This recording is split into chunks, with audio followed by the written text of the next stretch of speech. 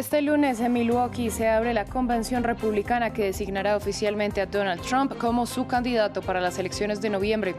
Justamente el expresidente no quiso cambiar su agenda después del intento de asesinato que sufrió el sábado y llegó a Milwaukee, donde el nivel de seguridad fue reforzado. Hay expectativas sobre si Hamas continuará o no negociando con Israel un acuerdo de alto el fuego y liberación de rehenes. Esto tras los ataques israelíes del fin de semana, uno de ellos contra la designada zona humanitaria de Al-Mawasi, donde al menos 90 personas perdieron la vida. Tenemos reporte desde Jerusalén. Cerraron las urnas en Ruanda para las elecciones presidenciales en las que el actual mandatario Paul Kagame, que dirige el país desde 1994, es el favorito a la reelección. Más de 9 millones de ruandeses estaban inscritos en las listas electorales. A ustedes gracias por continuar con nosotros en France 24. Soy Valentina Torres Sánchez y es un gusto acompañarlos. Damos inicio en Estados Unidos. 2 días después del intento de asesinato de Donald Trump, el expresidente participará en la convención republicana que empieza esta noche en Milwaukee. Durante estos 4 días se conocerá el nombre de la fórmula vicepresidencial de Donald Trump y los delegados republicanos designarán oficialmente a su candidato para las elecciones de noviembre. Nuestra corresponsal en Nueva York nos amplía. Sí, hoy arranca esa convención republicana en Milwaukee, en Wisconsin, donde se espera que Donald Trump sea nombrado oficialmente candidato presidencial por el Partido Republicano y desde luego todos los ojos van a estar puestos en el expresidente después de que haya sobrevivido hace menos de 48 horas a un intento fallido de asesinato. Ahora ya sabemos qué es lo que pensó el exmandatario cuando se vivieron esos angustiosos momentos y todo gracias a una entrevista que ha concedido a un periódico local mientras iba de camino a este encuentro en Milwaukee. Trump ha dicho que él no debería estar aquí, que debería estar muerto y que si se ha salvado es gracias a que él siempre está mirando a su público y no hacia el atril, por eso esa bala no acabó con su vida y solo pues le dejó una herida en la oreja. También ha agradecido su labor a los servicios secretos, ha confesado que para él era importante salir por su propio pie de este escenario para transmitir un mensaje a sus seguidores de que estaba bien, de que se encontraba fuerte. Además, también hemos visto un cambio en su discurso llamando a la unidad y a la paz. Veremos a ver si lo mantiene a lo largo de esta convención, que durará aproximadamente una semana, hasta este jueves, y que ya está a punto de arrancar con la asistencia de más de 50.000 personas, incluyendo delegados y miembros destacados del Partido Republicano. Por eso allí las medidas de seguridad son extremas. Estaba previsto que el miércoles Donald Trump anunciara a su compañero de fórmula. Se barajan entre 3 o 4 nombres, pero de momento no lo había confirmado, aunque desde el partido ya aseguran que ese nombre podría revelarse antes. Lo que está claro es que estará al lado de Donald Trump como su compañero de fórmula cuando dé ese discurso final el jueves en una convención republicana que desde luego, después de lo ocurrido este fin de semana, será histórica. Las convenciones son uno de los principales eventos políticos en año electoral. Durante el evento de 4 días, Trump será nominado oficialmente como candidato presidencial del Partido Republicano. Pero ¿cómo funciona exactamente esta cita? Se los explicamos en el siguiente informe. Grandiosos despliegues de pompa con un marcado sabor estrellas.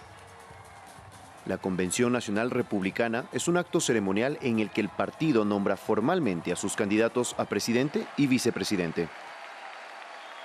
Desde la primera convención del Partido Republicano en 1856, el evento se ha celebrado en varias ciudades estadounidenses y esta semana tiene lugar en Milwaukee, Wisconsin, un estado clave en la contienda por las elecciones presidenciales de noviembre. Delegados de los 50 estados y territorios estadounidenses emitirán sus votos, aunque los resultados de las votaciones primarias y caucus de principios de año ya han determinado el número de delegados que tiene cada candidato. Algunos están comprometidos a votar según los resultados de su estado, mientras que otros son no comprometidos y libres de votar como quieran. Para asegurarse la nominación, un candidato debe recibir la mayoría de los votos y le corresponde elegir a su compañero de fórmula. Donald Trump tiene actualmente más de 2.260 de los 2.429 delegados. Los analistas esperan que la convención sea una vuelta triunfal para el expresidente. Normalmente las convenciones tratan de reunir a todas las diferentes partes de un partido político y reconocer esa diversidad. Esto ya es un poco diferente porque Trump se ha convertido en la cara del Partido Republicano y porque se ha convertido tanto en ese candidato individual, y es probable que este evento amplifique eso. La convención es también el lugar en el que se confirma la agenda del partido. Se establece un conjunto de objetivos e ideales. En 2020, el Partido Republicano tomó la poco ortodoxa decisión de no publicar el programa. Este año tiene 16 páginas y cada uno de los 4 días de la convención se ceñirá a un tema específico, incluyendo la economía, la inmigración y la seguridad nacional. Unos 50.000 asistentes y miles de telespectadores escucharán los discursos de influyentes figuras del partido, antes del discurso de aceptación del candidato presidencial. El intento de asesinato contra Donald Trump marca la primera vez en más de 40 años que una figura presidencial ha sido blanco en la Unión Americana. En 1981, Ronald Reagan fue gravemente herido por un tirador en Washington, D.C., menos de 100 días después de comenzar su primer año en el cargo.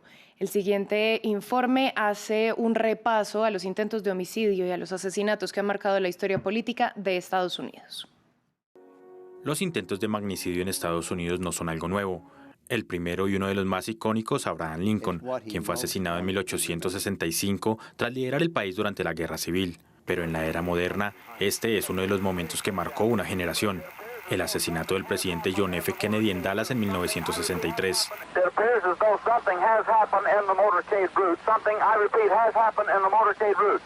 Kennedy iba en un desfile motorizado con su esposa Jackie cuando sonaron disparos. President Kennedy has been assassinated. It's official now. The president is dead.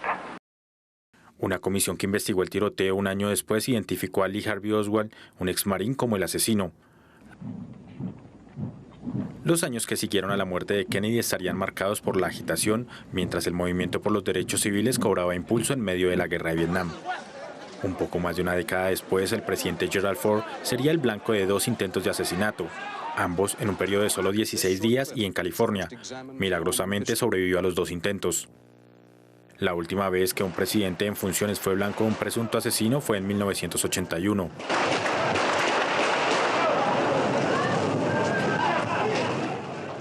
Reagan pasó 12 días en el hospital.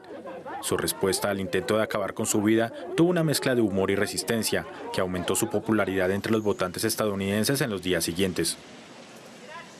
Una información de último momento a propósito de los casos judiciales de Donald Trump. La jueza federal que preside el caso de los documentos clasificados del expresidente en Florida desestimó la acusación debido a preocupaciones sobre el nombramiento del fiscal que llevó el caso. La jueza federal de distrito Eileen Cannon aceptó el lunes la moción de la defensa para desestimar el proceso. En otras noticias, hay incertidumbre respecto a la continuidad de Hamás en las negociaciones con Israel para lograr un alto el fuego y la liberación de rehenes.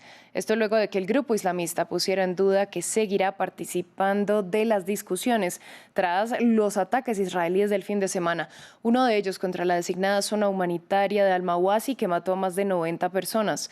Federico Cuellar Verena, corresponsal de France 24, nos amplió desde Jerusalén. Las negociaciones para un cese al fuego en Gaza atraviesan otro momento turbulento tras el bombardeo israelí del sábado en la zona humanitaria de Al-Mawasi, que asesinó a más de 90 palestinos. Ese ataque en un entorno civil mató, según el ejército, al comandante de Hamás en Han Yunis, Rafah Salamé, y tenía como objetivo el número 2 del grupo en Gaza, Mohamed Deif, cuyo destino aún es incierto. Esto ha ralentizado unos diálogos que habían tomado velocidad en la última semana, según le informaron 2 fuentes egipcias a Reuters, pero su impacto real en las conversaciones aún está por verse, sobre todo después de un fin de semana con reacciones contradictorias de Hamás. Por un lado, una fuente anónima del grupo le dijo a la agencia francesa AFP que habían decidido retirarse de la mesa de negociaciones por la masacre de Al-Mawasi, y una segunda fuente agregó que el líder de Hamás, Ismail Haniyeh, habría dicho a los mediadores que regresarían a los diálogos si Israel demuestra seriedad. Pero Issad el-Reshik, miembro del buró político de Hamás, ha negado negado a la agencia Reuters que los diálogos se hayan paralizado, aunque sí acusó a Israel de intentar boicotear los esfuerzos para alcanzar una tregua. La respuesta a estas dudas podría estar en la nueva ronda de reuniones previstas para esta semana en Doha. Si estas se mantienen según lo planeado o solo se postergan un poco, sería una señal de que las conversaciones siguen su curso. Del lado israelí afirman que las negociaciones continúan y el jefe del ejército, Herzi Halevi, defendió que el brutal ataque en Al-Mawasi para intentar matar a Deif es parte de la presión militar que, en sus palabras, crean mejores condiciones para llegar a un acuerdo para la liberación de rehenes. Sin embargo, según el diario israelí Haaretz, entre los mediadores habría preocupación porque jamás endurezca su posición ante los recientes ataques de Israel y sobre todo por las últimas demandas de Benjamín Netanyahu, que exige mantener a sus tropas en la frontera entre Gaza y Egipto y controlar que miembros de Hamás no regresen al norte de la franja, condiciones que temen hagan caer otra vez los intentos para llegar a un pacto. Actualizamos ahora las noticias de la guerra en Ucrania. El presidente Volodymyr Zelensky abrió este lunes la posibilidad de una participación de Rusia en una nueva cumbre de paz antes del fin del año. Una declaración que se produce después de que Moscú no fuera invitado a la primera cita que tuvo lugar en junio en Suiza. Creo que estamos preparados para celebrar la segunda cumbre de paz sobre Ucrania cuanto antes. Y creo que los representantes de Rusia deberían estar presentes en la segunda cumbre. Me puse como objetivo que en noviembre tendríamos un plan totalmente listo. Vamos ahora al continente africano. Este lunes 9,5 millones de ruandeses estaban llamados a las urnas para elegir presidente en unos comicios en los que el actual mandatario Paul Kagame es el favorito y ha dirigido el país desde el año 1994. Ya cerraron las urnas en toda la nación y en las próximas horas se deberían conocer las primeras estimaciones. Mientras tanto, escuchamos las palabras de algunos votantes. Para mí es importante votar. Tenemos suerte de vivir en una buena democracia, donde la gente puede elegir a sus dirigentes, trabajan para nosotros, nos representan y toman decisiones para garantizar el desarrollo de nuestro país. He venido a votar por un buen líder. Sé por quién voy a votar. Esta persona está en mi corazón. Será alguien que ya ha hecho mucho por nosotros y nos ha ayudado en nuestro desarrollo. Por eso he venido pronto. Cambiamos de tema. En Perú, Keiko Fujimori anunció en sus redes sociales que su padre, el expresidente Alberto Fujimori, será candidato a las elecciones presidenciales de 2026, a pesar de sus condenas judiciales y de su estado de salud. Hay fuertes cuestionamientos legales para saber si se puede postular o no. El exmandatario fue excarcelado en diciembre de 2023 por razones humanitarias, después de estar preso durante 16 años por crímenes de lesa humanidad. Además, Fujimori, que cumplirá 86 años este mes, sufre de cáncer de lengua. Cerramos con noticias deportivas porque Argentina y España cerraron el fin de semana triunfadoras de la Copa América y la Eurocopa respectivamente. En el continente americano, la albiceleste logró la victoria con un gol de Lautaro Martínez, un tanto que se produjo durante el tiempo extra y dejó a Colombia como subcampeón del torneo continental. Más temprano, España se había impuesto a Inglaterra 2-1. Veamos parte de las celebraciones españolas. Antes del partido, nervios, expectativas, deseos. Y tras el pitido final, explosión de emociones. Tristeza en Londres. Estamos destrozadas, muy disgustadas. Fue desgarrador. Fue realmente interesante, hermoso de ver. Y estábamos pensando, oh, Dios mío, qué cerca. Entonces simplemente no sucedió. Just didn't happen. Genuinely gutted. I honestly thought this was the time. Realmente desolado. Pensé que era el momento. Jugábamos muy bien. Creía que íbamos a conseguirlo. Para serle sincero, estoy desolado. No hay mucho más que añadir. Es sinceramente desolador. Euforia en Madrid. Que tu país gane la Eurocopa es una cosa única que pasa en pocos años y es una sensación única. Es irrepetible esto. Nos han sorprendido a todos, que me dicen a mí el 14 de junio que voy a estar aquí en Cibeles, el 14 de julio, celebrando la cuarta Eurocopa y no me lo creo. Lo hemos vivido con mucha intensidad porque hemos visto que nos han metido uno, hemos dicho no, perdemos. Y en el último ha sido una cosa eufórica, impresionante. Una alegría que se distribuía por todo el territorio español y que dejaba plazas llenas. Bengalas encendidas y el cielo europeo pintado con los colores de la roja.